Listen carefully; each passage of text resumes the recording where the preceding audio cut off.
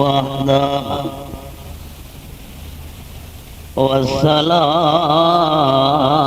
والصلاة والسلام على من لا نبي بعده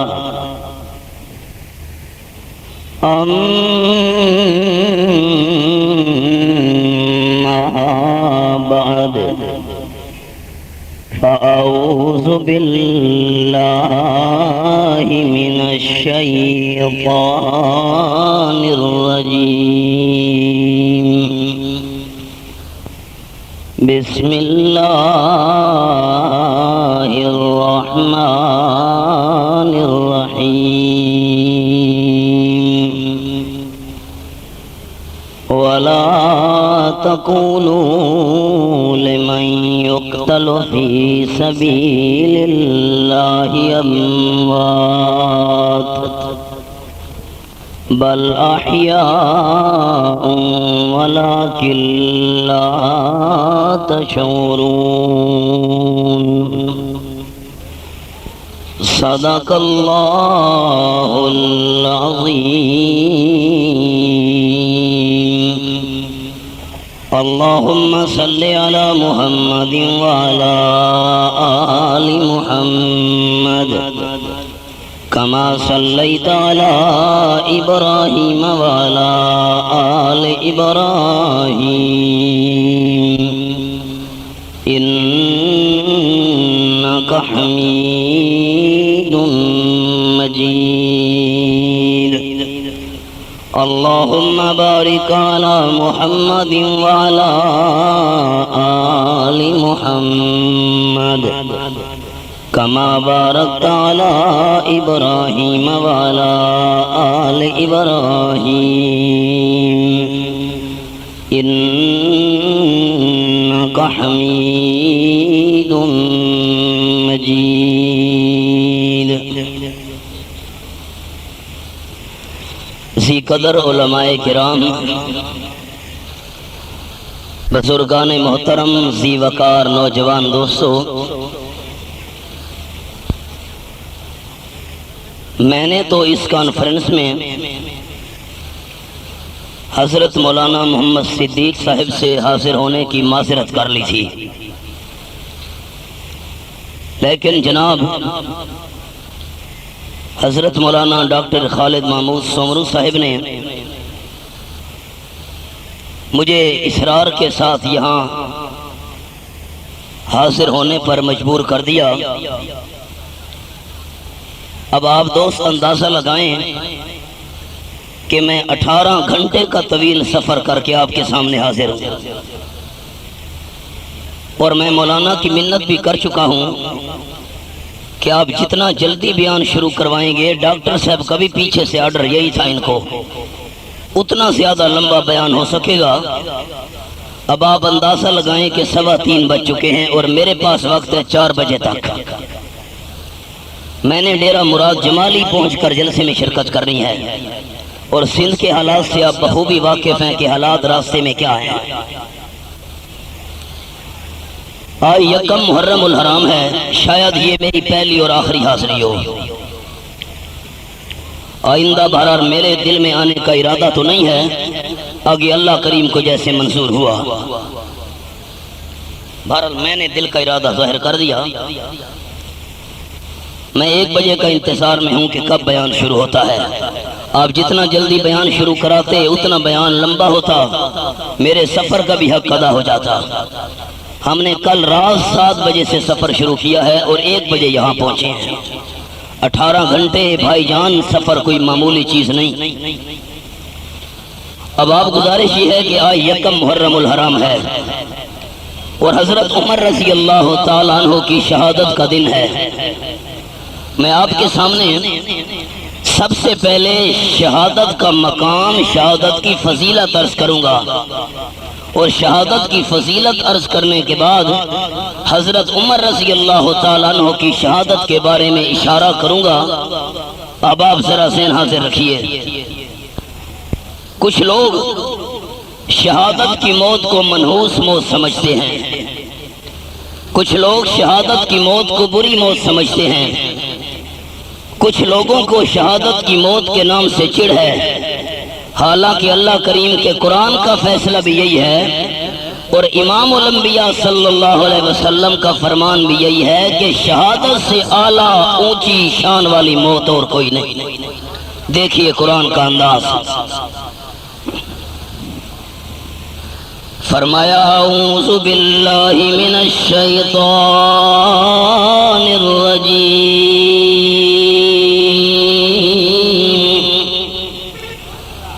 بسم اللہ الرحمن الرحیم، ولا تکونوا لمن يقتل في سبيل الله أموات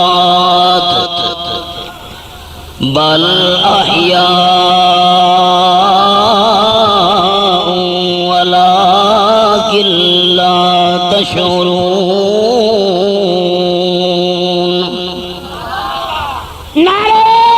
آیت سورت کا نام سورت البقرہ، آیت نمبر 154، دوسرا پارہ۔ دل دماغ میرے بزرگوں حاضر رکھنا، اللہ فرماتے ہیں جو میرے راستے کے اندر گردن کٹوا گئے، اپنی زبان سے تم نے ان کو مردہ نہیں کہنا۔ اللہ وہ کون ہے؟ اللہ فرماتے ہیں بل احیاء،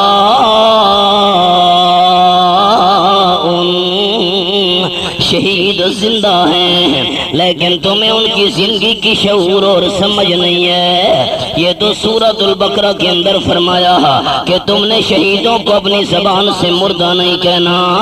اب میرے سامنے سورۃ آل عمران چوتھا پارہ کھلا ہوا ہے، یہاں قرآن پاک کا انداز، اللہ فرماتے ہیں وَلَا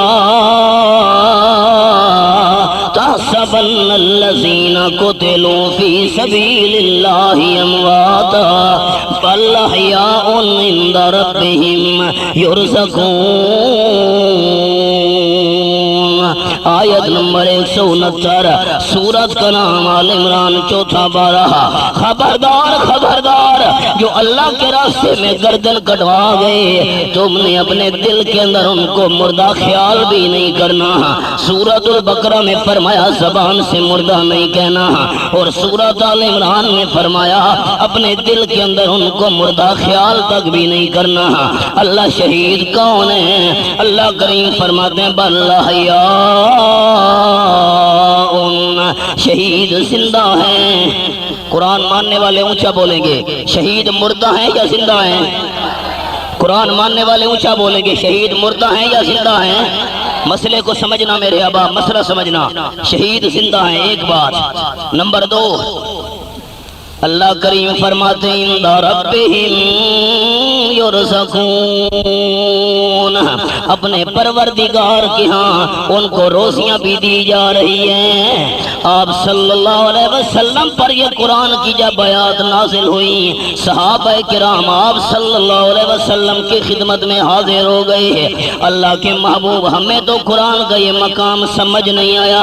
اللہ نے فرمایا تم نے زبان سے بھی شہیدوں کو مردہ نہیں کہنا، اور نمبر 2 اپنے دل کے اندر بھی مردہ ان کو خیال نہیں کرنا۔ حالانکہ ہم نے شہیدوں کو کفن بھی پہنایا، ہم نے شہیدوں کا جنازہ بھی پڑھا، ہم نے شہیدوں کو دفن بھی کیا۔ شہیدوں کے بچے یتیم ہو گئے، شہیدوں کی بیویاں بیوہ ہو گئی، عدت کے بعد دوسری جگہ انہوں نے نکاح کر لیا، شہیدوں کی وراثت تقسیم ہو گئی ہے۔ احباب ذرا سوال کا جواب جلدی بتانا، شہیدوں کے بچے یتیم ہوتے ہیں کہ نہیں ہوتے؟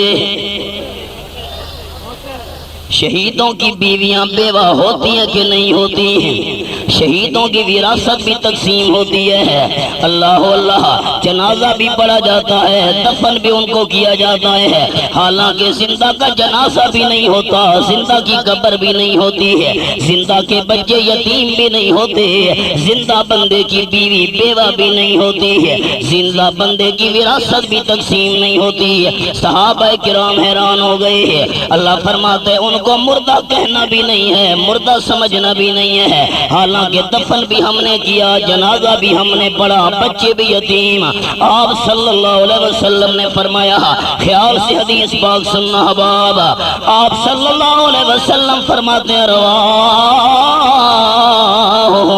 فی اجواف طیر خضر، اللہ شہیدوں کی روحوں کو سبز رنگ کے پرندوں میں رکھ دیتا ہے، جنت کے اندر چھوڑ دیتا ہے، وہاں جنت میں میوے کھاتے ہیں، اڑتے ہیں، پھرتے ہیں، لہا قنادیل معلقۃ من العرش، اللہ کے عرش کے نیچے گھونسلے بنے ہوئے ہیں جن کے اندر آ کر آرام کرتے ہیں۔ اللہ کریم نے فرمایا، حل تشتہون شیئا او کما قال النبی صلی اللہ علیہ وسلم، اے شہیدوں کی روح، کسی چیز کی تمنا ہے تو بیان کرو، کسی چیز کی خواہش ہے تو بیان کرو، جنت تو تمہیں مل گئی ہے، جنت میں روزی مل رہی ہے، جنت میں مقام مل گیا ہے۔ آپ صلی اللہ علیہ وسلم فرماتے ہیں شہیدوں نے جواب دیا، قالوا لا حاجت لنا، اللہ جس کو جنت مل جائے اور کیا چاہیے، ہمیں کسی چیز کی ضرورت نہیں ہے۔ اللہ نے دوسری بار پوچھا، اللہ نے تیسری بار پوچھا، کسی چیز کی تمنا ہے تو بیان کرو، کہنے لگے اللہ کریم کوئی تمنا نہیں ہے۔ آپ صلی اللہ علیہ وسلم فرماتے ہیں فَلَمَّا عَلِمُوا أَنَّهُمْ لَا يُتْرَكُونَ، خیال احباب، جب شہیدوں کو یہ یقین ہو گیا اللہ پوچھ کر رہے گا، ایسے تو اللہ ہمیں نہیں چھوڑتا، کہنے لگے اللہ ایک ہماری تمنا باقی ہے، انتر داروانا علاج سادنا حتی نقل فی سبیلک مرۃ اخری، اللہ ہماری روحوں کو دنیا والے جسموں میں واپس بھیج دے تاکہ دوبارہ زندہ ہو کر شہید ہو جائیں۔ اللہ جو مزہ شہادت کی موت میں آیا ہے وہ جنت کی نعمتوں میں بھی نہیں آیا۔ اللہ نے فرمایا یہ میرا قانون نہیں ہے، جو روح ایک مرتبہ دنیا والے جسم سے نکل آئی ہے قیامت سے پہلے دنیا والے جسم میں نہیں جا سکتی ہے۔ آپ صلی اللہ علیہ وسلم سمجھا گئے ہیں۔ آپ سے میں نے بات پوچھی ہے، قرآن بھی سنایا، حدیث شریف بھی سنائی ہے، شہیدوں کی زندگی شہادت کے بعد جنت والی، کون سی زندگی؟ ہاتھ کھڑا کر کے، کون سی زندگی؟ شہیدوں کی زندگی شہادت کے بعد کون سی زندگی؟ خیال کرنا، خیال۔ اللہ فرماتے ہیں فارحین بما آتاہم اللہ من فضلہ، یہ میرے سامنے اللہ کا قرآن کھلا ہوا ہے، آیت نمبر 170 ہے، سورۃ آل عمران 4 پارہ۔ شہید جنت میں خوش ہوتے ہیں اللہ نے جو ان کو نعمتیں دی ہیں۔ آپ ذرا قرآن کی تائید کریں، شہادت کے بعد شہید جنت میں خوش ہوتے ہیں یا ناراض ہوتے ہیں؟ قرآن کی تائید کون کرے گا محبت سے؟ شہید جنت میں اختلافی بات نہیں کر رہا، جمعیت کا سٹیج ذہن حاضر۔ میرے گھر میں بیٹا پیدا ہوا، مولانا صدیق صاحب آپ نے آپ کے ساتھیوں نے انصاف کرنا ہے، میرے گھر میں بیٹا پیدا ہوا، ساتھ والے بندے نے پیٹنا شروع کر دیا، میں کیا کہوں گا؟ میرے گھر میں خوشی ہے اور یہ پیٹ رہا ہے، چیخ رہا ہے، چلا رہا ہے، معلوم ہوتا ہے یہ میرا دوست نہیں ہے، دشمن ہے۔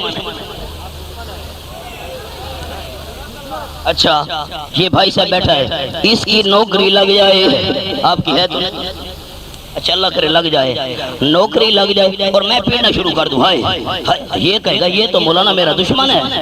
میرے گھر میں خوشی ہے اور یہ پیٹ رہا ہے، چیخ رہا ہے۔ احباب اللہ فرماتے ہیں فارحین، شہید جنت کے اندر خوش ہوتے ہیں۔ حضرت حسین بھی شہید، بات تو حضرت عمر کی کرنی ہے لیکن حضرت حسین کی بات بھی ساتھ کرو نا، کیونکہ 10ویں محرم کو حضرت حسین رضی اللہ تعالیٰ عنہ کی شہادت ہے۔ حضرت حسین شہید جنت میں خوش، اور جو بندہ پیچھے پیٹ رہا ہے، چیخ رہا ہے، چلا رہا ہے، کہ حضرت حسین کی خوشی برداشت نہیں کر سکتا، جو حضرت حسین کی خوشی برداشت نہیں کر سکتا یہ حضرت حسین کا دوست بھی نہیں ہو سکتا۔ قرآن کہتا ہے شہید جنت میں خوش، جنت میں آپ حضرت حسین کو شہید مانتے ہیں؟ اونچا بولو، حضرت حسین کو شہید مانتے ہیں رضی اللہ تعالیٰ؟ اگر حضرت حسین شہید تو جنت میں خوش یا ناراض؟ حضرت حسین تو جنت میں خوش، اور میں پیچھے پیٹنے لگ جاؤں، میں حضرت حسین کا دوست ہوں کہ دشمن ہوں؟ انصاف تو کرنا میرے بھائیو، جس نے اپنے خون سے عالم کو دھویا وہ حسین، جس نے اپنے خون سے عالم کو دھویا وہ حسین، جو دہتی آگ کے شعلوں پہ سویا وہ حسین، جو جوان بیٹے کی میت پر نہ رویا پی لیا جام شہادت وہ حسین، واہ حسین واہ تیری قسمت، تجھے تو جنت مل گئی شہادت کے بعد۔ اہل سنت نے کیا کہنا ہے، جمعیت کے ورکروں نے کیا کہنا ہے، واہ حسین، اونچا اونچا اونچا۔ حضرت حسین کو ماننے والوں ہم نے کیا کہنا ہے، شہید حضرت حسین شہید تو جنت میں خوش، حضرت حسین کو شہید مانتے ہو تو جنت میں، واہ حسین واہ حسین۔ اب تک گلفشاں ہے تیری ہمت کا باغ، آندھیوں میں جل رہا ہے اب تلک تیرا چراغ۔ اب آپ خیال کرنا، شہادت کی موت بری موت نہیں ہے، شہادت کی موت اچھی موت ہے۔ بخاری شریف کے اندر الفاظ ہیں، آپ صلی اللہ علیہ وسلم نے دعا مانگی ہے، عرض کرتے ہیں لَوَدِدْتُ أَنِّي اقتل فی سبیل اللہ ثم احیا ثم اقتل ثم احیا۔ اللہ میرا دل چاہتا ہے ایک دفعہ تیرے راستے کے اندر شہید ہو جاؤں، پھر دوبارہ زندہ کیا جاؤں، پھر دوبارہ شہید ہو جاؤں، پھر دوبارہ زندہ ہو جاؤں، پھر دوبارہ شہید ہو جاؤں۔ اللہ تو زندہ کرتا نہ تھکے اور میں آمنہ کلال شہید ہوتے نہیں تھکوں گا۔ آپ صلی اللہ علیہ وسلم نے شہادت مانگی کہ نہ مانگی؟ اونچا بولیے اونچا بولیے۔ الحمدللہ میری تسلی ہو گئی ہے کہ میرے بھائی میری اردو سمجھ رہے ہیں۔ آپ صلی اللہ علیہ وسلم نے شہادت مانگی ہے کہ نہیں مانگی؟ آپ انصاف کرو، وارہ کے بھائیو انصاف کرو، اللہ کا قرآن میرے ہاتھ میں ہے۔ اگر شہادت کی موت بری موت ہوتی تو نبی پاک مانگتے؟ کمال کرتے ہو یار، شہادت کی موت تو اعلیٰ موت ہے، شہادت کی موت تو شان والی موت ہے، شہادت کی موت تو خوشی والی موت ہے، شہادت کی موت تو رحمت اور برکت والی موت ہے۔ حضرت حسین شہید، شہید جنت میں خوش۔ اگر حضرت حسین خوش ہے، 10ویں محرم کو حضرت حسین رضی اللہ تعالیٰ کی شہادت کا دن ہے، اور شہید کی شہادت یہ اچھی موت ہے۔ اچھی موت ملنے کے بعد جو بندہ پیٹ رہا ہے، رو رہا ہے، یہ کیسے حضرت حسین کا دوست بن گیا؟ انصاف تو کرو۔ آپ اپنی اداؤں پہ ذرا غور کریں، ہم اگر رد کریں گے تو شکایت ہوگی۔ اب یکم محرم الحرام حضرت عمر رضی اللہ تعالیٰ کی شہادت کا دن۔ اچھا یہ جو پچھلا مہینہ گزرا ذی الحجہ کا مہینہ، حضرت عثمان رضی اللہ تعالیٰ کی شہادت، اسلامی سال پورا ہو رہا ہے پھر بھی شہادت کا مہینہ، اسلامی سال شروع ہو رہا ہے محرم سے پھر بھی شہادت کا مہینہ۔ حضرت شیخ سعید تابعی ہیں، راستے میں جا رہے ہیں، فرماتے مجھے ایک بندہ نظر آیا جو الٹے منہ زمین پہ لیٹا ہوا تھا، ہاتھ بھی جس کے کٹے ہوئے تھے، پاؤں بھی جس کے کٹے ہوئے تھے، اور آنکھوں سے اندھا تھا، میلا کچیلا لباس، میلا کچیلا وجود، اور لوگ اس پر ترس کھا کر اس کے سامنے سکے ڈال رہے ہیں۔ شیخ سعید فرماتے ہیں میں نے بھی سکہ ڈالا، جب میں سکہ ڈالنے کے لیے جھکا، اس اندھے کی زبان سے میں نے یہ جملہ سنا، یا عثمان قد ثبتک اولاکا وینی انتظر الثالث۔ اے عثمان تیری دو باتیں سچی ہو گئی ہیں، تیسری بات کی انتظار کر رہا ہوں۔ شیخ سعید فرماتے میں حیران ہو گیا، میں پاس بیٹھ گیا اور میں نے اندھے بندے کے کندھے کو پکڑ کر کہا من انت و من عثمان، تو کون ہے اور جس عثمان کا نام لے رہا ہے وہ کون ہے؟ اندھے بندے نے کہا مجھ سے مت پوچھ۔ نہیں میں پوچھوں گا۔ مہربانی کرو مجھ سے، میں نے کہا میں پوچھوں گا۔ ہاتھ کٹے ہوئے، پاؤں کٹے ہوئے ہیں، آنکھوں کی بینائی نہیں ہے، دیکھنے سے محروم ہے، کہہ رہا ہے عثمان عثمان تیری دو باتیں سچی ثابت ہو گئی، میں تیسری بات کی انتظار کر رہا ہوں۔ میں نے پوچھا تو کون ہے؟ حضرت عثمان کون ہے جس کا تو نام لے رہا ہے؟ اندھے بندے نے رو کے کہا میں ان بد نصیبوں میں سے ہوں جنہوں نے حضرت عثمان پر حملہ کیا تھا۔ بیٹا خاموش، خیال یہ تیرا حال کیسے بن گیا ہمارا کہ دوستو خیال۔ اندھے بندے نے رو کے کہا اے پوچھنے والے نہ پوچھ، 18 ذی الحجہ کو جب حضرت عثمان کی شہادت کا دن ہے، میں ان بد نصیبوں میں سے ہوں جنہوں نے دیوار پھلانگی ہے۔ حضرت عثمان قرآن پاک کی تلاوت کر رہے تھے اور میرے ہاتھ میں تلوار تھی، میں نے تلوار کا وار کرنا چاہا۔ حضرت عثمان رضی اللہ تعالیٰ عنہ کی گھر والی بی بی نیلہ سامنے آ گئی ہے، اس نے مجھے دھکا دیا، حضرت عثمان کو بچانا چاہا، میں نے بی بی نیلہ کے چہرے پہ تھپڑ مارا، بی بی نیلہ نیچے گر پڑی ہے۔ حضرت عثمان قرآن کی تلاوت کر رہے ہیں، تلاوت کرتے کرتے اوپر دیکھا، مجھے کہنے لگے او بد نصیب ظالم، اس عورت کا کیا قصور ہے، اس کو کیوں مار رہے ہو؟ میں نے حضرت عثمان کا دل دکھانے کے لیے دوبارہ بی بی نیلہ کو تھپڑ مارا۔ حضرت عثمان کی زبان سے 3 بد دعائیں نکلی، مجھے کہنے لگے آماک اللہ، اللہ تجھے اندھا کر دے، ازلک اللہ، اللہ تجھے ذلیل کر دے، اور نمبر 3 ادخلک النار، اللہ تجھے جہنم کی آگ میں داخل کر دے۔ یہ 3 بد دعائیں سننے کے بعد میں تو کانپنے لگ گیا، میں نے فوراً دیوار پھلانگی، واپس بھاگ آیا، مجھے کوئی پتہ نہیں ہے حضرت عثمان سے کیا ہوا۔ حضرت عثمان تو شہید کر دیے گئے، 18 ذی الحجہ کو جو مہینہ بھی گزرا ہے، کہتا ہے حضرت عثمان کی شہادت کے بعد شام کے لوگوں نے ایک جماعت بنائی، حضرت عثمان پہ حملہ کرنے والوں کو تم نے قتل کرنا ہے۔ شام کے بندے تلاش کرتے کرتے مجھے بھی انہوں نے ڈھونڈ لیا، میری آنکھوں میں تلوار کی نوک ماری، دوسری آنکھ میں تلوار کی نوک چبھوئی ہے، میری آنکھوں کی بینائی ختم ہو گئی ہے۔ شام کے لوگوں نے میرے ہاتھ کاٹ ڈالے، میرے دونوں پاؤں کاٹ ڈالے ہیں، اب ہاتھوں کے ساتھ کھانے پینے کی میرے اندر طاقت نہیں ہے، کوئی بندہ ترس کر کے مجھے کھلا دے تو اور بات ہے، خود میں اپنے ہاتھوں سے نہیں کھا سکتا کہ ہاتھ نہیں ہے۔ قضائے حاجت کرنی ہو تو میں اپنے آپ کو پاک کرنے کی طاقت بھی نہیں رکھتا، سارا جسم گندگی اور بدبو سے بھرا ہوا ہے۔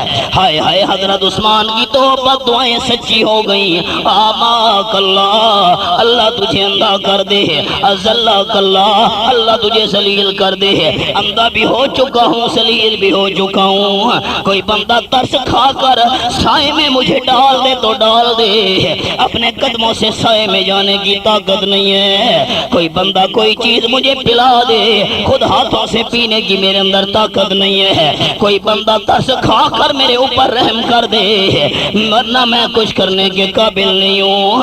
اللہ نے اندھا بھی مجھے کر دیا، اللہ نے ذلیل بھی کر دیا، اب 2 بد دعائیں حضرت عثمان کی پوری ہو گئی، تیسری بد دعا ادخلک النار، اللہ تجھے جہنم کی آگ میں داخل کرے۔ اب اس بد دعا کی انتظار ہے، پتہ نہیں آخرت میں کیا بنے گا۔ 10ویں محرم آئے تو تمہیں حضرت حسین کی مظلومیت یاد ہے، 18 ذی الحجہ پیچھے گزر چکی ہے، حضرت عثمان کی مظلومیت یاد نہیں؟ اور یکم محرم الحرام حضرت عمر رضی اللہ تعالیٰ کی شہادت کا دن ہے۔ احباب خیال، قرآن پاک کے 22 مقام ایسے ہیں کہ حضرت عمر فرش پہ بولا، اللہ کریم عرش سے بولا۔ 1-2 مقام کا اشارہ سنیے، آپ صلی اللہ علیہ وسلم نے میٹنگ بلائی ہوئی ہے، اب 22 مقام تو میں سنا نہیں سکتا، مولانا صدیق صاحب کی منت کی تھی مجھے جلدی وقت دے دو میں لمبا بیان کر سکوں، اتنا سفر کر کے آیا ہوں۔ اب مہمان تو مجبور ہوتا ہے، مرضی مہمان کی نہیں چلتی۔ ایک جملہ کہتا ہوں وارہ کے بھائیو غور کرو، دنیا میں مرضی مہمان کی نہیں چلتی، مرضی میزبان کی چلتی ہے۔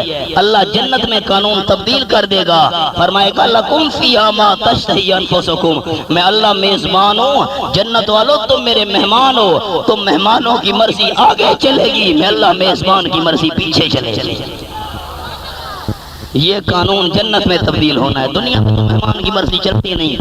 اب آپ خیال، آپ صلی اللہ علیہ وسلم نے میٹنگ بلائی ہوئی ہے، عثمان رضی اللہ تعالیٰ عنہ آپ کا کیا خیال ہے؟ امی عائشہ رضی اللہ تعالیٰ عنہ پہ تہمت لگ چکی ہے۔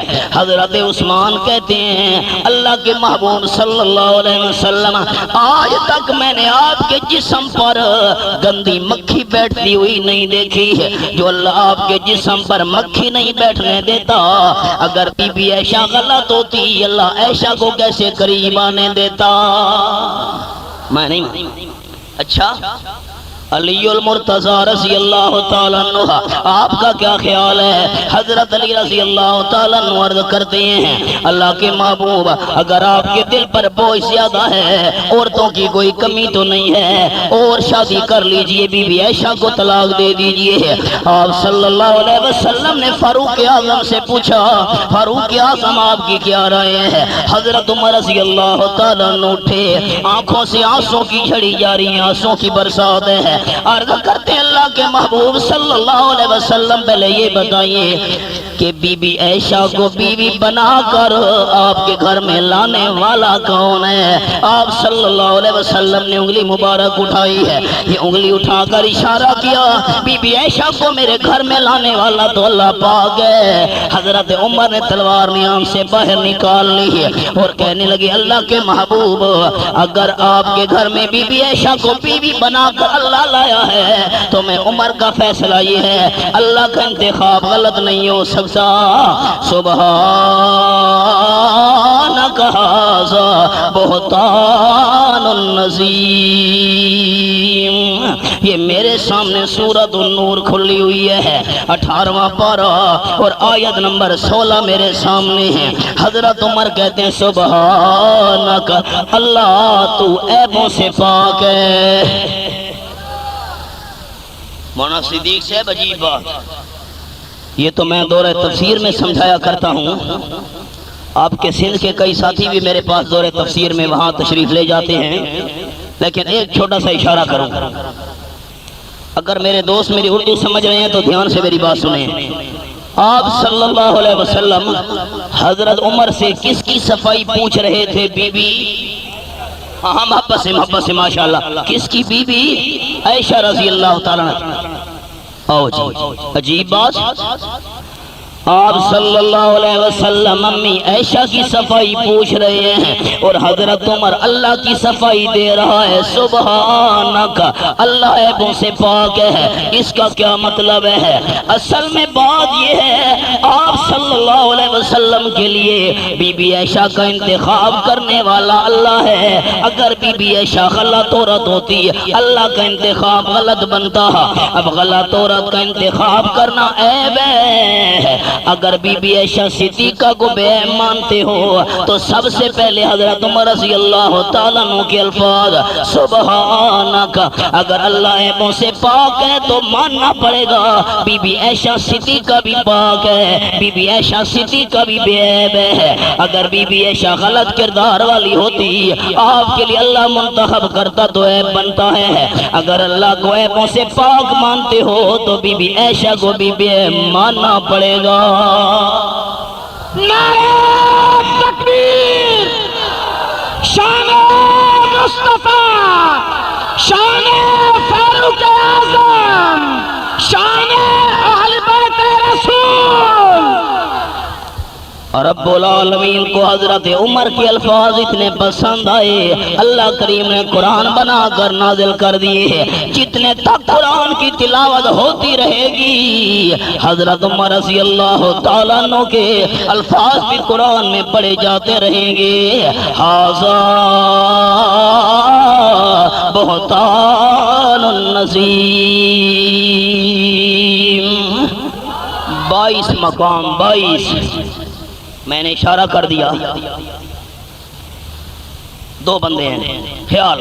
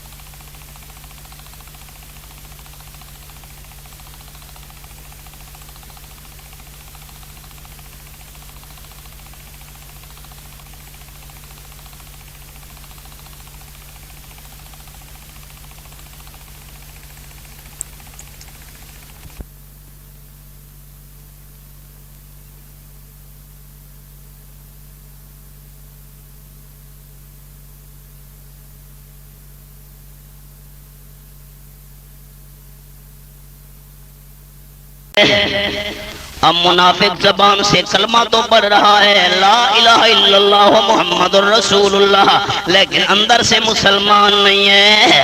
اوپر سے مسلمان ہونے کا دعویٰ کر رہا ہے. دونوں کا آپس میں جھگڑا بڑھ گیا، یہودی کا اور منافق کا. منافق کہنے لگا فیصلہ کروانا ہے تو یہودیوں کے عالم کعب ابن اشرف سے فیصلہ کروائیں گے، کیونکہ منافق کو پتہ تھا کعب ابن اشرف جو یہودیوں کا بڑا عالم ہے وہ رشوت لے کر غلط فتوے دے دیتا ہے. یہودی کہنے لگا نہیں، ہم نے اپنے عالم سے فیصلہ نہیں کروانا، آمنہ کے لال سے فیصلہ کروانا ہے. نہیں بھائی، کعب ابن اشرف نے کہا نہیں. یہودی کو پتا تھا نا ہمارا مولوی صاحب غلط فتوے دیتا ہے پیسے لے کر، تمہارے پیغمبر سے کروائیں. میں یہودی ہوں، فیصلہ تمہارا پیغمبر کرے گا. یہودی کھینچ کھانچ کر منافق کو آپ صلی اللہ علیہ وسلم کی خدمت میں لے آیا. کیسے آئے ہو؟ یہ آپ سے فیصلہ کروانا. ایک بات سن لیجئے، اس کا دعویٰ ہے میں مسلمان ہوں، میں یہودی ہوں، میں مسلمان نہیں ہوں، آپ سے فیصلہ کروانے آئے ہیں. امام الانبیاء صلی اللہ علیہ وسلم نے دونوں کے بیانات سننے کے بعد یہودی کے حق میں فیصلہ کر دیا. اب فیصلہ ہونے کے بعد دونوں واپس آ رہے ہیں. منافق فیصلہ میرے خلاف ہو گیا. اب جب تم حق پر ہے تو فیصلہ تو تیرے خلاف ہونا تھا. اب جاتے جاتے منافق کہنے لگا بھائی ایک مہربانی کرو جی، ذرا حضرت عمر کے پاس بھی ہوتے جائیں، ہو سکتا ہے وہ کوئی درمیانی صورت اور نکال دیں. کیونکہ یہودی سچا تھا اس لیے یہودی نے انکار نہیں کیا. اس نے کہا چلو حضرت عمر کے پاس چلتے ہیں. اب منافق بھی وہ یہودی بھی حضرت عمر رضی اللہ تعالیٰ عنہ کے دروازے پہ پہنچے. دروازہ کھٹکھٹایا. کیا بات ہے؟ دروازہ کھولا. آپ کون ہیں؟ یہ کہتے میں مسلمان ہوں، دعویٰ تو تھا نا میں مسلمان ہوں، میں یہودی ہوں، ہم آپ سے فیصلہ کروانے کے لیے آئے ہیں۔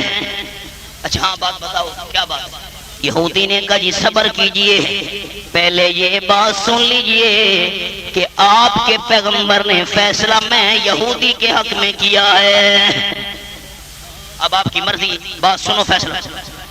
حضرت عمر نے کہا کیا کہہ رہے ہو؟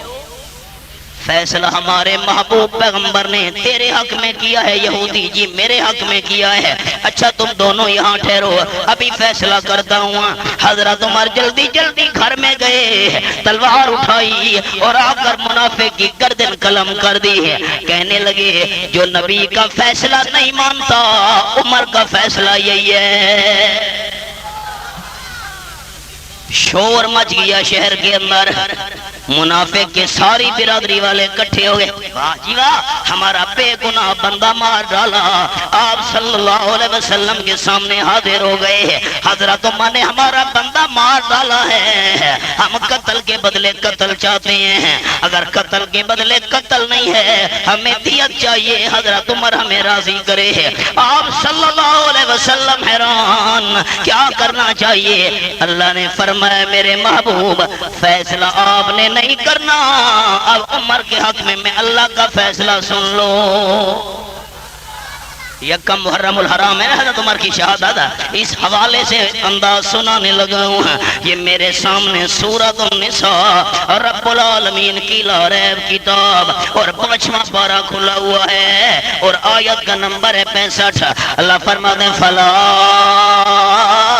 وربک لا یؤمنون حتی یحکموک فیما شجر بینہم ثم لا یجدوا فی انفسہم حرجا مما قضیت ویسلموا تسلیما۔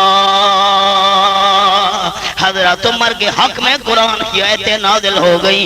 اللہ فرماتے ہیں فلا وربک، میں اللہ کو قسم ہے میرے محبوب تیرے رب ہونے کی، لا یؤمنون، یہ جو بندہ قتل ہو چکا ہے حضرت عمر کی تلوار سے، اس کی زبان والے دعوے کو نہیں دیکھنا، دعویٰ تو کر رہا ہے میں ایماندار ہوں لیکن میں اللہ کا فیصلہ یہ لا یؤمنون، ایماندار نہیں ہو سکتے۔ ایماندار ہونے کی 3 شرطیں ہیں۔ جی جی جی جلدی بولیے کتنی شرطیں؟ ایماندار ہونے کی کتنی شرطیں؟ بس سے جواب دیجیے آگے چلو، کتنی شرطیں؟ پہلی شرط حتی یحکموک فیما شجر بینہم، اگر آپس میں جھگڑا پڑ جائے تو فیصلہ آپ سے کروائیں۔ ایک شرط ثم لا یجدوا فی انفسہم حرجا مما قضیت، اور جس وقت آپ فیصلہ کر لیں ان کے دل کے اندر بوجھ نہیں آنا چاہیے، دل میں تنگی نہیں آنی چاہیے۔ اور نمبر 3 ویسلموا تسلیما، آپ کا فیصلہ ایسے ماننا چاہیے جیسے فیصلے کو ماننے کا حق ہے۔ نمبر 1 فیصلہ آپ سے کروانا چاہیے۔ منافق کیوں کہتا تھا کعب ابن اشرف یہودی سے فیصلہ کروانا ہے؟ چلو نمبر 2 آپ نے فیصلہ کر دیا، اس بندے کے دل پر بوجھ کیوں آیا؟ حضرت عمر کے پاس یہودی کو کیوں لے گیا؟ اور نمبر 3 وَيُسَلِّمُوا تسلیما، آپ کے فیصلے کو ایسا مانے جیسا ماننے کا حق ہے، اس نے حق ادا نہیں کیا، حضرت عمر کے دروازے پر لے گیا۔ میں اللہ حضرت عمر کی حمایت کر رہا ہوں، جو نبی کا فیصلہ نہیں مانتا عمر کا فیصلہ تلوار والا ٹھیک ہے۔ نعرہ تکبیر، شان مصطفیٰ، شان فاروق اعظم۔ سنانا کیا چاہتا تھا؟ حضرت عمر فرش پہ بولا، اللہ عرش سے بولا۔ 2 مثالیں میں نے آپ کو سنا دی ہیں۔ اللہ اللہ، آپ صلی اللہ علیہ وسلم طواف کر رہے ہیں بیت اللہ شریف کا، جو بیت اللہ کا نام محبت سے لے گا وارہ کے دوستو، میں اس کے لیے دعا کروں گا اللہ اسے بیت اللہ کے طواف کی توفیق دے۔ طواف کس گھر کا کرنا چاہیے؟ بیت اللہ۔ طواف کس گھر کا ہونا چاہیے؟ محبت محبت سے کس گھر کا ہونا چاہیے؟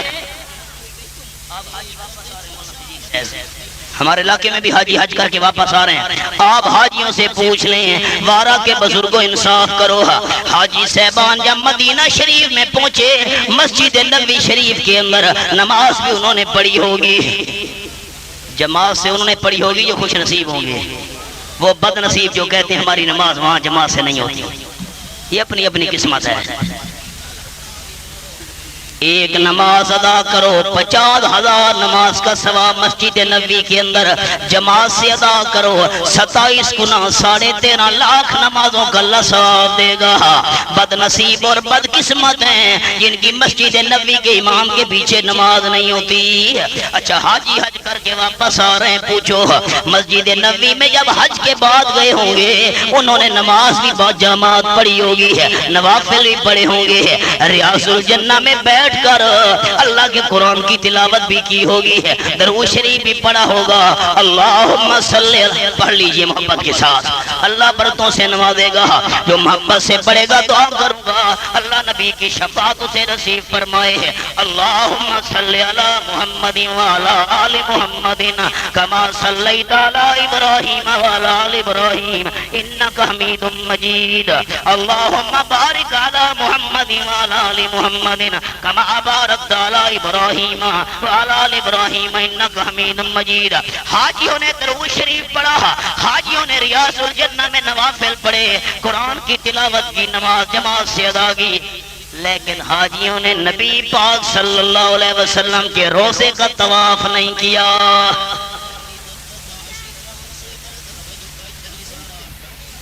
نہیں کیا ہوگا۔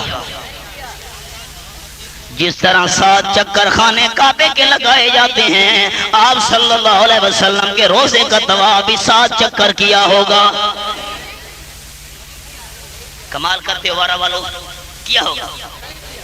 اچھا پھر ضد کیوں کرتے ہو، جھگڑا کیوں کرتے ہو؟ مولانا صدیق صاحب سے کیوں اختلاف، ڈاکٹر صاحب سے کیوں اختلاف، احمد شعیب خان سے کیوں اختلاف؟ اگر طواف کرنا ہے تو صرف بیت اللہ شریف کا کرنا ہے۔ اگلا جملہ دھیان سے سنیے، اگر خانہ کعبہ کے علاوہ کسی جگہ کا طواف جائز ہوتا تو نبی پاک صلی اللہ علیہ وسلم کے روضے کا طواف جائز ہوتا۔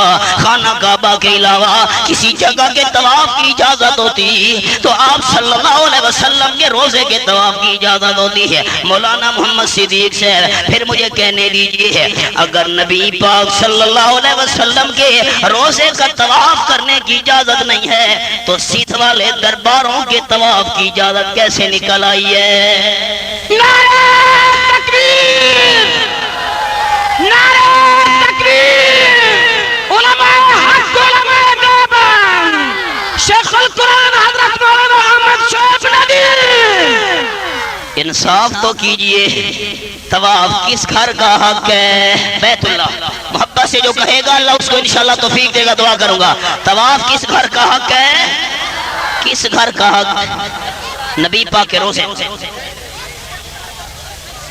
نہیں نا وارہ والو، تم نبی پاک کی شان نہیں مانتے؟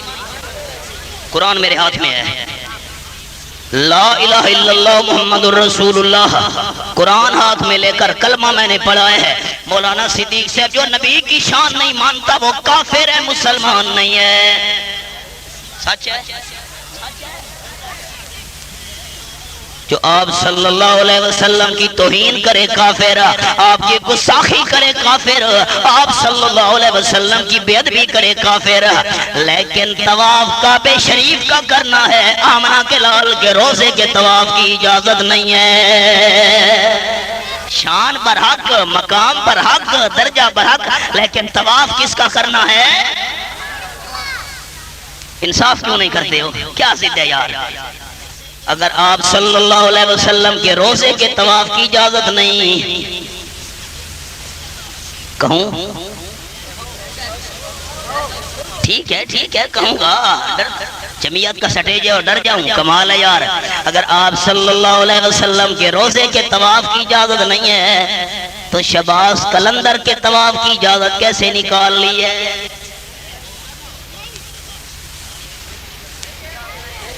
طواف کس گھر کا کرنا ہے؟ بس آگے چلیے مسئلہ چلاؤں.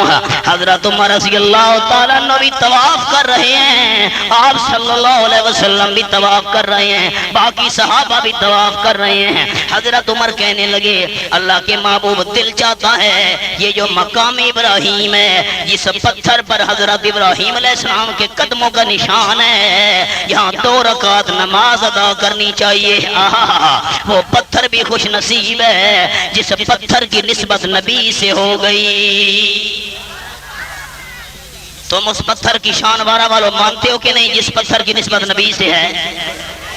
لوگ تو تمہیں کہتے ہیں تم نبی کو نہیں مانتے، ہم تو اس پتھر کی شان بھی مانتے ہیں جس کو نبی کے قدموں سے لگنا نصیب ہو. خوب نام محمد صلی اللہ علیہ وسلم، خوب نام محمد ہے اے مومنو، جس میں نکتہ میرا رب کو گوارا نہیں. جو نبی کی محبت سے منہ موڑ لے، دونوں عالم میں اس کا گزارا نہیں. ظلم پہ ظلم سہ کے یہ بولے بلال، ظلم پہ ظلم سہ کے یہ بولے بلال، ظالمو یہ تمہارا غلط ہے خیال.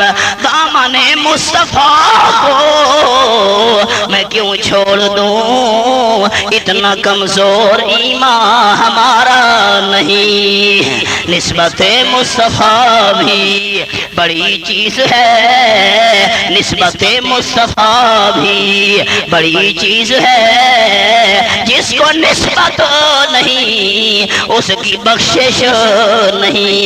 خود خدا نے نبی کو یہ فرما دیا، خود خدا نے نبی کو یہ فرما دیا، جو تمہارا نہیں وہ ہمارا نہیں. نعرہ تکبیر! شان مصطفیٰ، شان صحابہ، شیخ القرآن حضرت مولانا ندیم صاحب.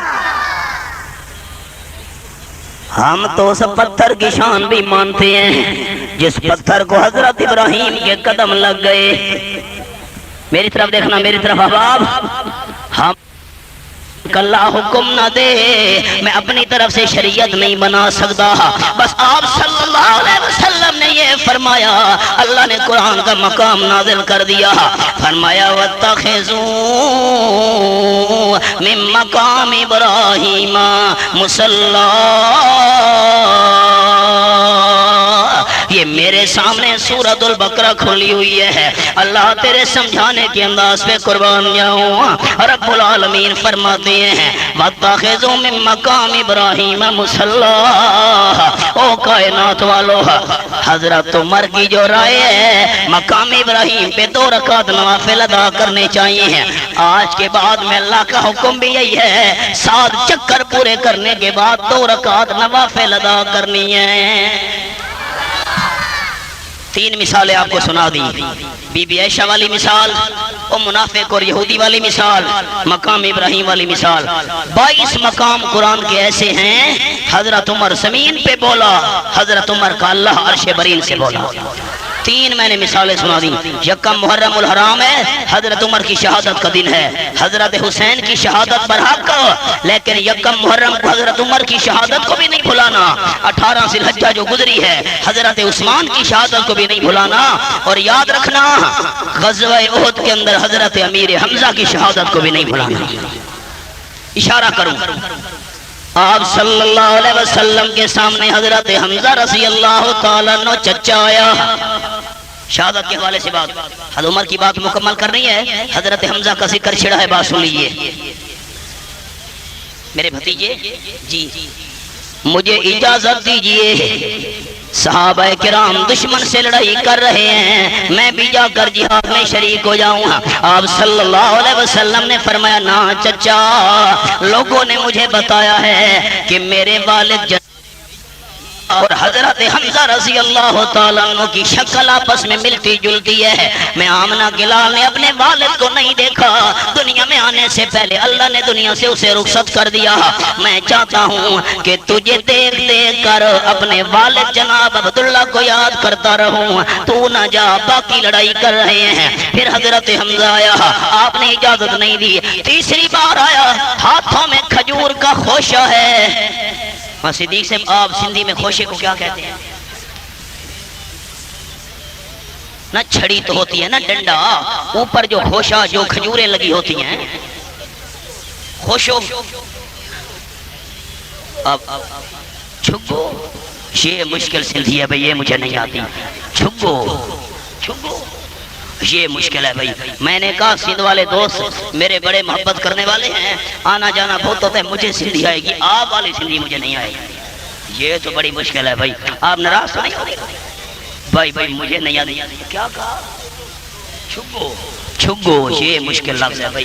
چھگو ہم بھر آپ سمجھ رہے ہیں. اچھا حضرت حمزہ رضی اللہ تعالیٰ عنہ حاضر ہوا, ہاتھ میں کھجوروں کا خوشہ ہے. چھگو, ہاتھ میں کھجوروں کا چھگو خوشہ ہے. یہ آپ چھگو دیکھ رہے ہیں جی. آپ صلی اللہ علیہ وسلم نے فرمایا کیا بات ہے. حضرت حمزہ رضی اللہ تعالیٰ عنہ کہنے لگا, اس خوشے میں سے, چھگو میں سے اگر میں کھجور توڑ کر کھانا شروع کروں اور جا کر لڑائی شروع کر دوں اور شہید ہو جاؤں, یہ کھجور پہلے ختم ہوگی یا جنت مجھے پہلے مل جائے گی؟ آپ صلی اللہ علیہ وسلم نے فرمایا, چچا حمزہ رضی اللہ تعالیٰ عنہ, بڑے عجیب طریقے سے تو نے اجازت لے لی ہے. اگر تو کھجور کا دانہ کھانے لگے, جا کر لڑائی شروع کر دے, شہید ہو جائے, کھجور کا دانہ بعد میں ختم ہوگا, جنت پہلے تجھے مل جائے گی. خوشے کو وہیں پھینک دیا, چھگو کو وہیں پھینک دیا, یہ پھینکا, بھاگ پڑا حضرت حمزہ رضی اللہ تعالیٰ عنہ. کہتا ہے اگر جنت اتنی قریب ہے تو دنیا کے خوشے نہیں کھاتا, جنت کی کھجوریں کھاؤں گا. جا کر لڑائی شروع کی, شہادت کی موت نصیب ہو گئی ہے. آپ صلی اللہ علیہ وسلم کی آنکھوں سے آنسو بہ رہے ہیں. آپ نے فرمایا واللہ لئن بقیت الی قابل آمن لاقتلن بہ 70 من صنادید قریش. اللہ کی قسم اتنا مجھے صدمہ ہوا ہے, اگر میں اگلے سال تک زندہ رہا, ایک چچا حمزہ کے بدلے میں 70 قریشیوں کا سردار قتل کروں گا.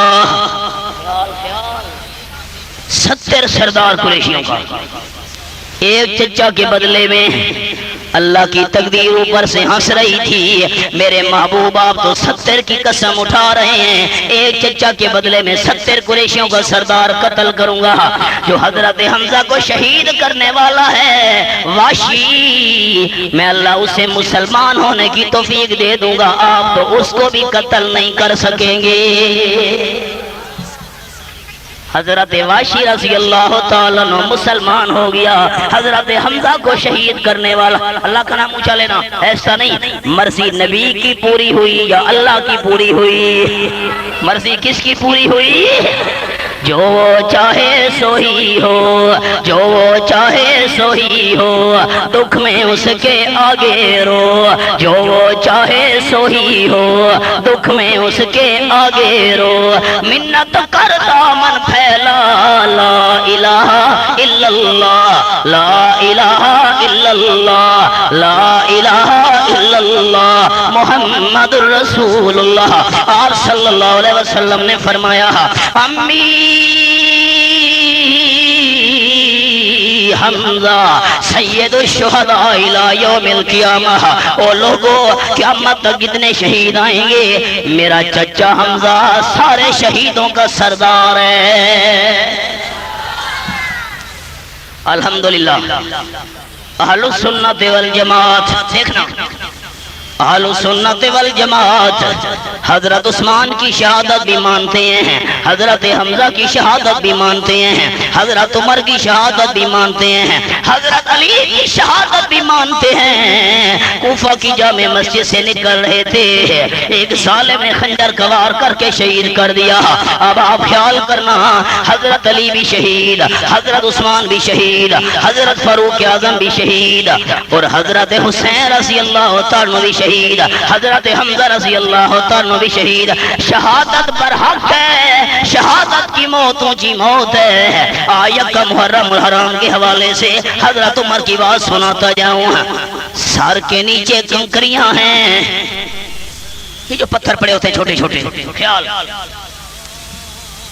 ایسے اوپر دیکھ رہے ہیں، رات کا وقت ہے، چاند کی چاندنی ہے، خیال اب چاند کو دیکھا، ہائے کہنے لگے اللہ، کبھی چاند چھوٹا ہوتا ہے کبھی بڑا ہوتا ہے، بڑا ہونے کے بعد پھر چھوٹا ہو جاتا ہے۔ اللہ کریم میں بھی ڈھل چکا ہوں، میری بھی زندگی انتہا کو پہنچنے والی ہے۔ اللہم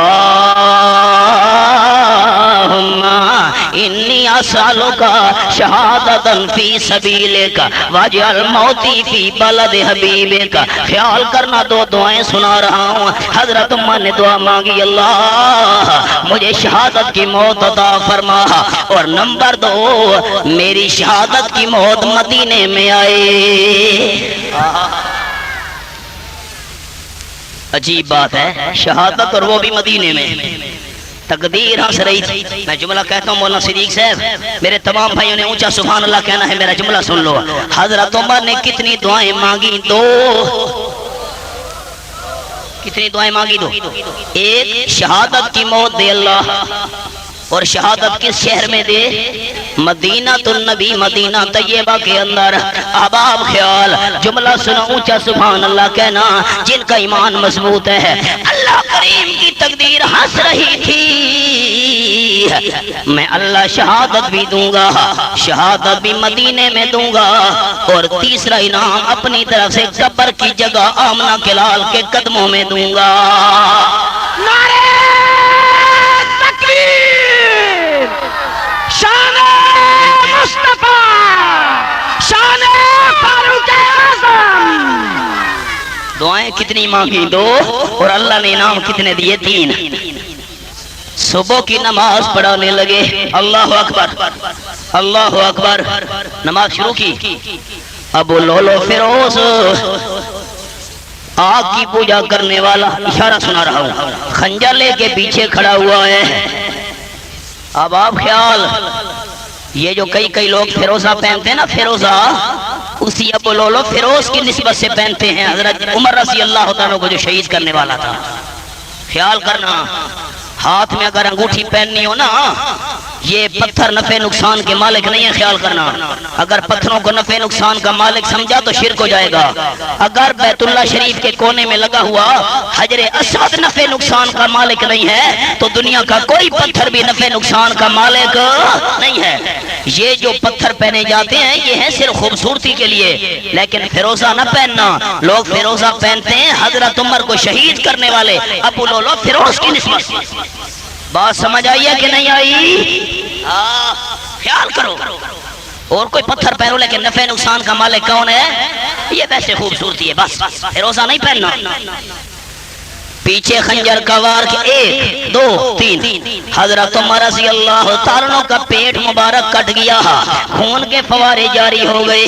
مولانا صدیق صاحب وجود تڑپ رہا ہے، مسجد آپ صلی اللہ علیہ وسلم کا مصلی ہے، وجود تڑپ رہا ہے، زمین خون سے رنگین ہو رہی ہے۔ جملہ سننا، اونچا سبحان اللہ کہنا۔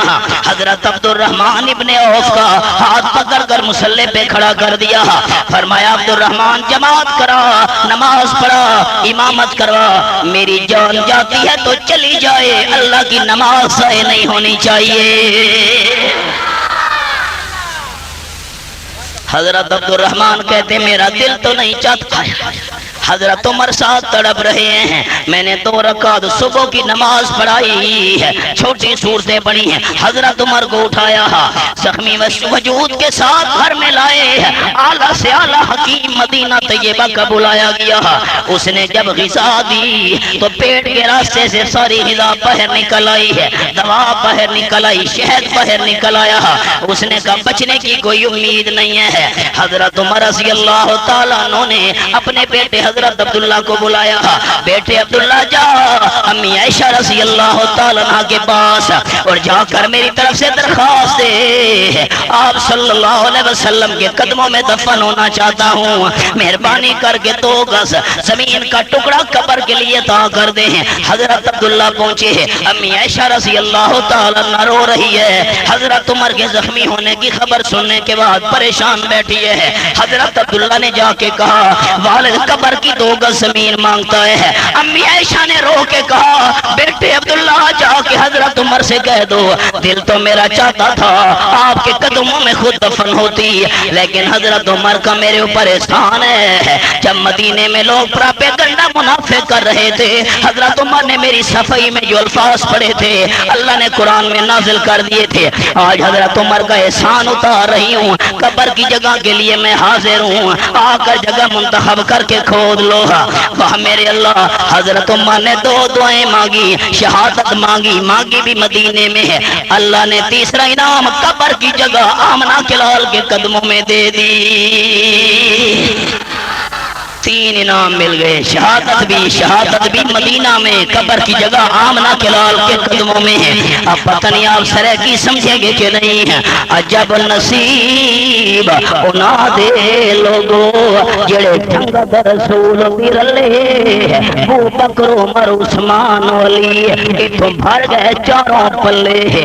بھلا سب تو وقت صدیق عمر تے چڑھیے جی فیض دی چھلے, او تا اج بھی رسول دے نال ستے ہی نہ, کوئی شک دی رہی نہ گلے. بس میرے پاس ہی کچھ وقت تھا, میں نے بڑا طویل سفر کرنا ہے, زندگی